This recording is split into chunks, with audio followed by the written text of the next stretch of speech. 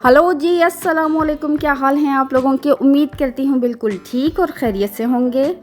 आज हम आपके लिए देसी घी बनाने की रेसिपी लेकर आए हैं जो बहुत ही आसानी से बनती है और आप इसे बिना हाथ गंदे किए बना सकते हैं। जी हाँ, बिल्कुल भी हाथ गंदे नहीं होंगे आपके। और इसके लिए हम 2 केजी जो है वो बलाई लेंगे। जो आपके घर में डेली यूज़ के लिए दूध आता है, आप उसकी बलाई थोड़ी थोड़ी करके जमा करते रहिए और इस डब्बे को आप फ्रीज़र में रखिएगा, फ्रिज में मत रखिएगा, वरना फ्रिज में रखने से इसका टेस्ट ख़राब हो जाता है।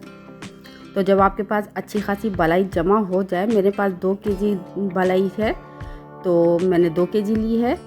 तो इसे हम बहुत अच्छे से हैंड बीटर से बीट करेंगे। मैं हैंड बीटर यूज़ कर रही हूँ। अगर आप हैंड बीटर यूज़ नहीं करना चाहते हैं तो आप इसे चॉपर में या ब्लेंडर में बीट कर सकते हैं। नहीं तो आपके पास हलीम घोटने वाला घोटना हो तो आप उससे भी बीट कर सकते हैं, या जिससे आप लस्सी बनाते हैं उससे भी आप बीट कर सकते हैं।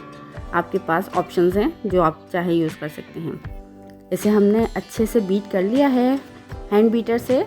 जब आपको लगे कि हमारा जो बलाई है हमारी वो अच्छे से बीट हो चुकी है तो फिर हम इसमें पानी शामिल करेंगे और मुसलसल बीटर चलाते रहेंगे। ये देखिए, पानी शामिल करने से हमारा जो मक्खन है वो बिल्कुल ऊपर आ गया है और जो इसका जो दूध है वो नीचे बैठ गया है। अब ये हमारा मक्खन बिल्कुल तैयार है। अब हम इसे अलग करने के लिए हाथ गंदे नहीं करेंगे। इस पूरे मिक्सचर को हम उस पैन में डालेंगे जिस पैन में आप इसको बनाएंगे, यानी कि हमें इसे चूल्हे पर पकाना है। तो किसी ऐसे पैन का इस्तेमाल कीजिए, पतीली का इस्तेमाल कीजिए जो आप इसे चूल्हे पर पका सकें। बोल को बहुत अच्छे से साफ़ कीजिएगा। इसमें बहुत हमारी मेहनत लगी है तो थोड़ा सा भी ज़ाया नहीं होना चाहिए हमारा मक्खन। ये देखिए, हमारा ये जो है ना सारा मक्खन है जो हम अलग कर रहे हैं। ये देखिए, अलग नहीं कर रहे मीन्स के मैं आपको दिखा रही हूँ अलग हो चुका है। नीचे दूध है वो बैठ चुका है और ये जो ऊपर मैं आपको दिखा रही हूँ ये मक्खन है हमारा। अब हम फ्लेम ऑन करेंगे और इसे चूल्हे पे गरम करने रखेंगे।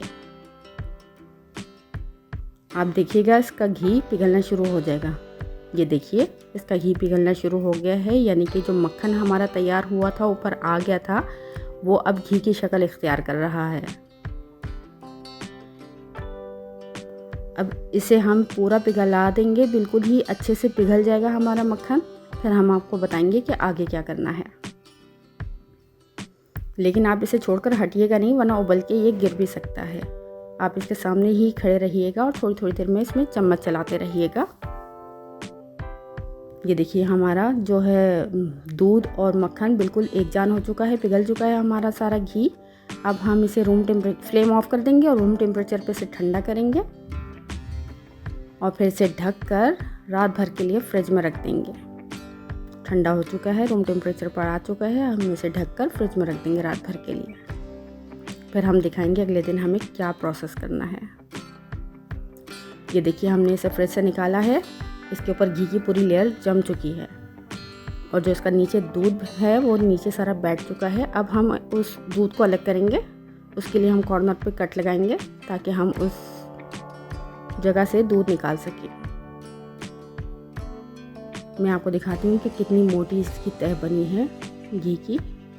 ये देखिए कितना मोटा हमारी बिल्कुल घी की एक तह देख सकते हैं आप। मैं आपको चम्मच में भी दिखाती हूँ। ये देखिए कितनी मोटी तह है। अब इस घी को हम एक सॉसर में अलग कर देंगे ताकि जब हम इस दूध को अलग करें तो ये हमारा घी वापस शामिल ना हो जाए और ज़ाया ना हो। साइड से जितना भी घी है वो हम निकाल लेंगे ताकि हमारा घी बिल्कुल भी ज़ाया ना हो। अब एक बॉल लेंगे हम, इसमें ये दूध अलग कर देंगे सारा। ऊपर से तो पतला पतला दूध निकल रहा है, लेकिन नीचे जो है ना बलाई की जो चिकनाई अलग हो चुकी है, उसकी जो थोड़ी थिकनेस है वो नीचे बैठी हुई है। ये देखिए, ये हमारी किसी काम की नहीं है। अब हमें इसमें से निकाल लेना है। यही मज़ीद दूध इसमें दोबारा शामिल करके हम इसे खंगाल लेंगे नीचे से ताकि हमारी पतीली से ये आसानी से निकल जाए। ये देखिए, एक बार हिला लीजिए इसमें शामिल करके थोड़ा सा दूध मज़ीद। ये देखिए, हमारी सारी जो बलाई की जो थिकनेस है जो किसी काम की नहीं वो निकल गई हमारी। अब ये जो दूध है इसे आप दही जमा सकते हैं या आप पिज़्ज़ा डो भी गूंद सकते हैं। इसका मतलब कोई ख़ास इसका वो नहीं है, लेकिन अगर आप चाहें तो इसे यूज़ कर सकते हैं। इसकी दही जम जाएगी, बहुत गाढ़ी नहीं जमेगी लेकिन जम जाएगी। या आप इसे पिज़्ज़ा डो जब बनाएं तो उसमें यूज़ कर सकते हैं गूंदने के लिए। अब इस पतीली को हम दोबारा से चूल्हे पर रखेंगे, फ्लेम ऑन कर देंगे। ये देखिए हमारा घी पिघलना शुरू हो गया है। अब ये घी हम इसलिए पिघला रहे हैं कि इसके नीचे जो थोड़ा बहुत मॉइस्चर है इसकी नमी को हमें ख़त्म करना है, इसलिए हमने इसे दोबारा चूल्हे पर रखा है ताकि जो इसके अंदर थोड़े बहुत मॉइस्चर है वो भी निकल जाए, बर्न हो जाए पकने के बाद। हमारा घी देखिए पिघलना शुरू हो गया है। इसे भी आप थोड़ी थोड़ी देर में चम्मच चलाते रहेंगे। ये 10 से 15 मिनट मज़ीद लगेंगे इसका ये जो मॉइस्चर है वो ख़त्म करने के लिए। चम्मच थोड़ी थोड़ी देर में ज़रूर चलाइएगा। अगर आप मेरे चैनल पर नए हैं और आपने मेरा चैनल अब तक सब्सक्राइब नहीं किया है तो प्लीज़ मेरे चैनल को सब्सक्राइब कीजिए, लाइक कीजिए, शेयर कीजिए। ये देखिए हमारे जो बबल्स हैं वो बनने शुरू हो गए हैं और ये जो हमारा घी है वो बिल्कुल ही तैयारी के मराहिल में है। थोड़ा सा इसमें मज़ीद मॉइस्चर है, हमें 2 से 3 मिनट मज़ीद लगेंगे, ये भी बर्न हो जाएगा। अब इस स्टेज पर ज़रा ध्यान रखिएगा कि जो हमारे नीचे जो थिकनेस से इसकी बैठ गई है नीचे, उसके हमें लाल नहीं होने देना है। उससे पहले ही हम इसका फ्लेम ऑफ कर देंगे, क्योंकि जब हम फ्लेम ऑफ करेंगे उसमें भी इतना टेम्परेचर इसका हाई होता है कि वो पकता ही रहता है। ये देखिए अब इस स्टेज पर हम फ्लेम ऑफ कर देंगे। ये देखिए फ्लेम ऑफ करने के बाद भी देखिएगा इसमें अभी भी बबल्स बन रहे हैं, अभी भी इसका टेम्परेचर हाई है।